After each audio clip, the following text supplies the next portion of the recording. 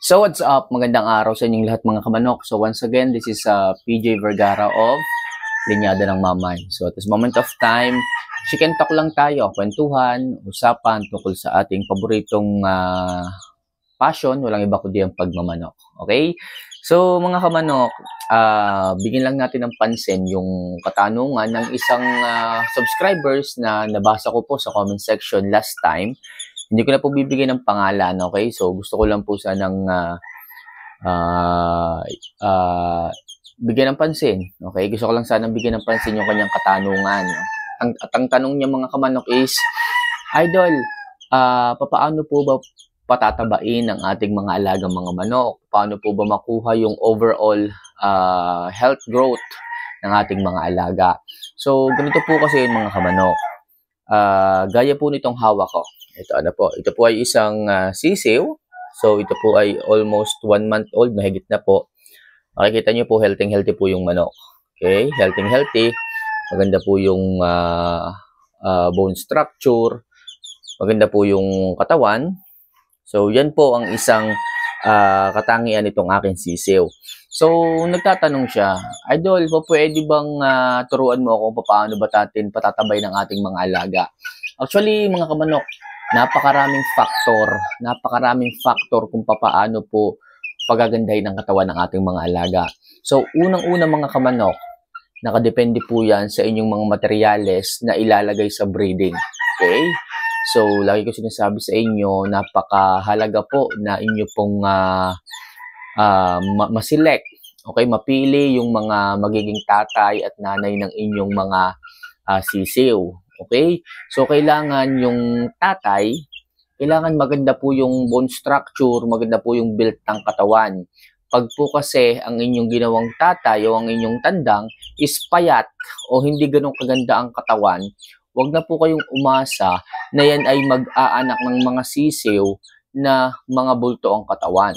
Okay? Kung ang inyong tandang ay nipisin ang katawan, or something na parang hindi ganun kaganda batay sa gusto nyo, na bulto talaga, wag na kayong umasa. Mapera na lang kung ang inyong gagamitin na inahin sa breeding is malusog, healthy, at maganda po yung build ng kanyang katawan. Pwede pong mamana yon. Pero kung ang inahin ninyo is tama lang yung katawan, tapos yung tatay naman ng inyong mga sisiw is tama rin ang katawan, huwag na po kayong maghanap ng mga bulto ang kanilang mga aanaking sisiw. Kasi po, malaki po yung factor na namamana po nila yung build ng katawan sa kanilang mga nanay at tatay. Okay? Gaya po nitong hawak ko. Papakita ko po ulit sa inyo, medyo malikot. So, ito po ay hatch over dome.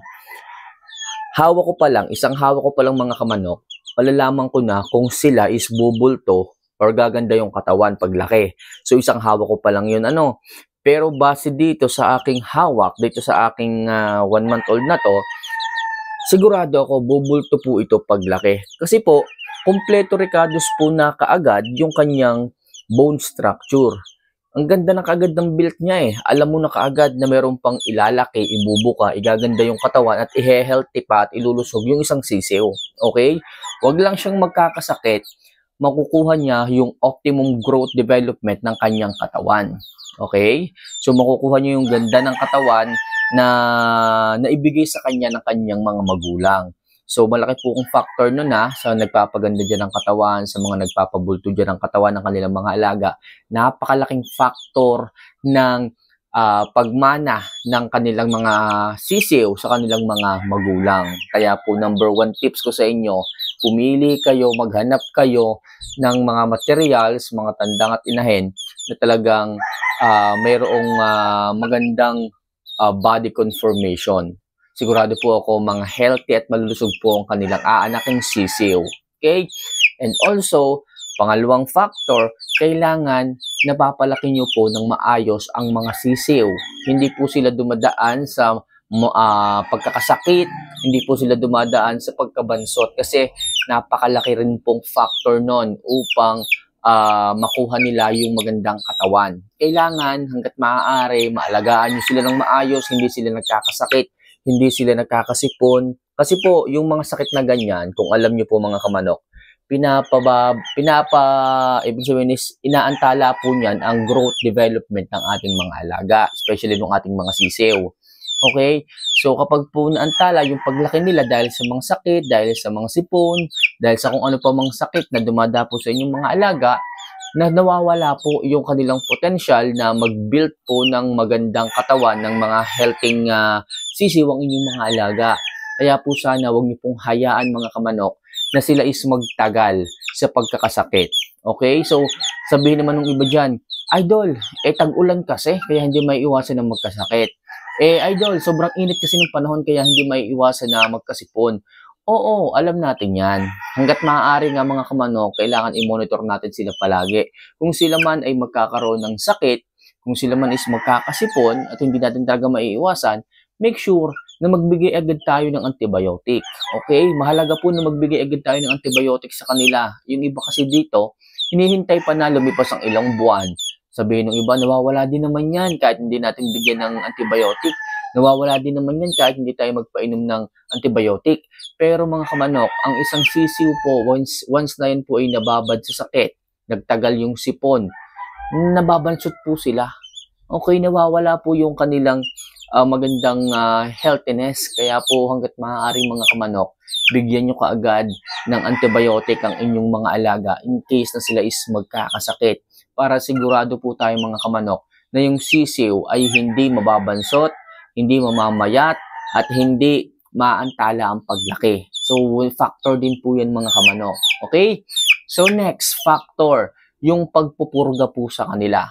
Oo mga kamanok, factor din po ito para sa ganun makuha nila yung ganda ng katawan na ating gusto sa kanila. Kailangan din nating mag-priming mga kamanok. Mag-priming para sa ating mga alagang mga sisiw.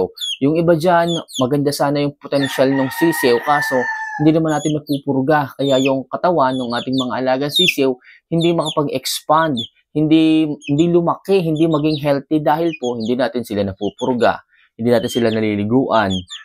Ang mga manok po, mga sisiw po natin, pagdating po nila ng mga 1 month old, pwede na po natin silang paliguan mga kamanok. Okay? Make sure lang po na sila is nasa damuhan at tamang sikat ng araw lamang po ang ibinibigay natin sa kanila.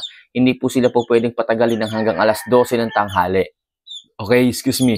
Sila po ay mga sisiw pa lamang at hindi pa ganun kataas ang kanilang ang kanilang body moisture para sa ganong klase ng init ng araw. So, magpaligo lang tayo ng mga 7, then pagdating nila ng 9 AM, alisin na po kaagad natin, balik na po kaagad natin sila sa relaxed places para sa ganon, maging komportable po yung ating mga alaga. Okay? So, lagi ko po sinasabi yan. So, sa ngayon, yun lang muna ang mga factor kung bakit napapaganda nyo ang katawan ng mga alaga ninyo. Kasi yung pagkain naman, common na rin po yan kung ano po talaga yung pagkain na kinahinayangan ninyo. And syempre yung matataas na protina, kailangan piliin din po ninyo para mag-build po ng magandang health, ng magandang kalusugan ng inyong mga alaga. So ito mga kamanok, 1 month old, at alam ko na po kaagad na magbibuild po siya ng magandang katawan dahil nga po bata pa lang, bulto na kaagad. Ika nga bata pa lamang, maganda na kaagad ang hipo niya. Okay? So ito po ay bigyan nyo lang ng maganda at masustansyang pagkain. Ibibigay po nito yung ganda ng katawan na hinahanap po ninyo. Tingnan nyo naman mga kamanok, parang 45 days kaagad ang laki ng katawan niya. 1 month old pa lang yan 1 month old pa lamang yan. Yung iba dyan, 1 year old na pero hindi nila na-feel or hindi sila dumating sa point na napabulto nila yung katawan. So yan ang sinasabi ko sa inyo mga kamanok. Ito po kasi is napurga na po natin ang bastonero. Okay, napurga na po ito natin. Kaya po talagang nagbibuild na po ng magandang katawan yung ating mga alagang sisiw.